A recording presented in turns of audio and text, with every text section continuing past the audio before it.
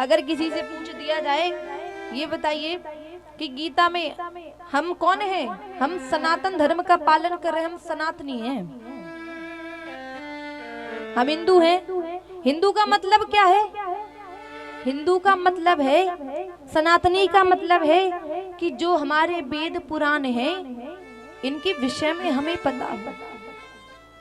अगर किसी से पूछ दिया जाए, भैया ये बताइए गीता में कितने श्लोक हैं, रामचरितमानस में कितनी चौपाइयां हैं, तो कहेंगे भैया याद नहीं है, पता था लेकिन भूल गए। और क्या कहेंगे? हम तो भैया निरंतर भगवान की कथा को सुनते हैं, हम तो सब जानते हैं। जीवन में अगर आप कथा सुनने के लिए आ रहे हैं, जरूरी नहीं है कि आप 3 घंटे की कथा को अपने जीवन में उतारिए, लेकिन महाराज जीवन में भले ही 3 घंटे की कथा आप अपने जीवन पर नहीं उतार सकते हैं, तो कुछ चीजें आप इस कथा से ले जाइए जो आप अपने जीवन में उतार सके। और जिसने महाराज भगवान की कथा को अपने जीवन में उतार लिया, उसके जीवन में आनंद ही आनंद है। आज हमारा सनातन धर्म धीरे धीरे विलीन होता जा रहा है। क्यों? क्योंकि ये गलती बच्चों की नहीं है, ये गलती स्वयं उनके माता पिता की है। क्यों? आप अपने बच्चों को बढ़िया स्कूल तो भेज दिया पढ़ाने के लिए, इंग्लिश मीडियम में एडमिशन करा दिया, लेकिन कभी भी अपने बच्चे से ये नहीं कहा कि गीता का पाठ करो, गीता को पढ़ो, रामचरितमानस को पढ़ो। नहीं, केवल पढ़ना है। और महाराज एक समय वो आता है कि जब आप अपने बच्चे से ये कहते हैं कि कथा को सुन लो, तो वो बच्चा तो यही कहेगा कथा क्या सुन ले, कथा में क्या मिलता है, भगवान कौन है, भगवान क्या कर देंगे। जब आप बचपन से अपने बच्चों को संस्कार देंगे तभी वो धर्म का वृक्ष बनेंगे, वरना महाराज ऐसे ही हमारा धर्म घटता चला जाएगा।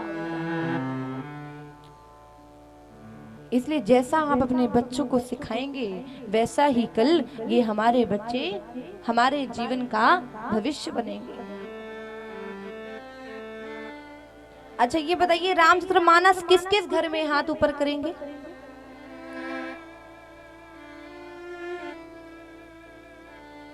लगभग 10-15 लोगों घर पे है। और पढ़ता कौन कौन है?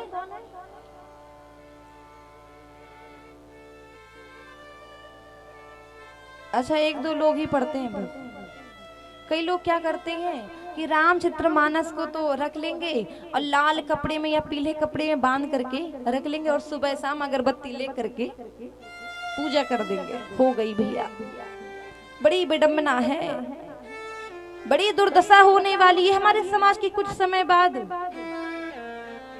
फिर बाद में दोष मत देना बच्चों को कि अरे ये तो हम माता पिता का सम्मान नहीं करते, ये माता पिता की आज्ञा का पालन नहीं करते। अरे महाराज, अब गीता का पाठ कराओगे, मानस का पाठ कराओगे, तभी तो बच्चे के जीवन में संस्कार आएंगे।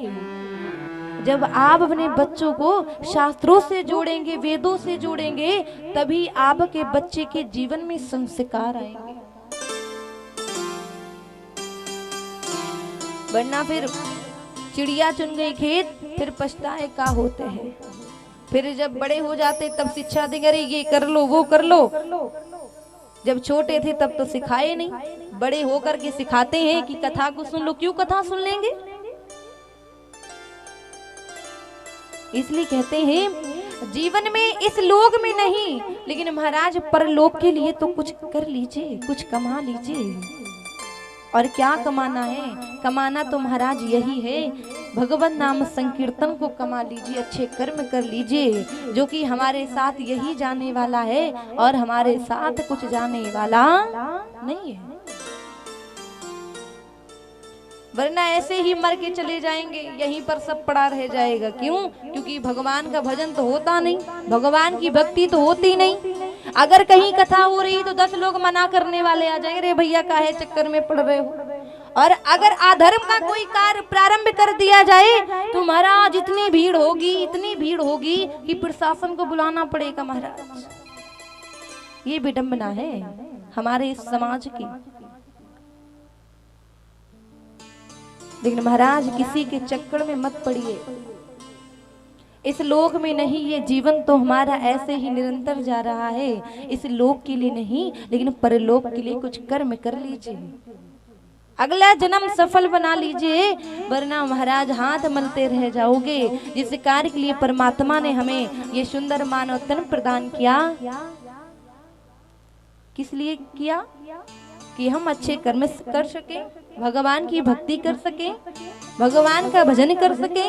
और जैसे महाराज इस संसार में आए, फंस गए, और जब महाराज इस संसार में फंस गए तो क्या करें भैया, जब अंत समय आया सब कहे राम नाम सत्य है और दुनिया की व्यथा व्यर्थ है। लेकिन महाराज जब प्राण ही चले गए तो सुनाया किसको जाता है?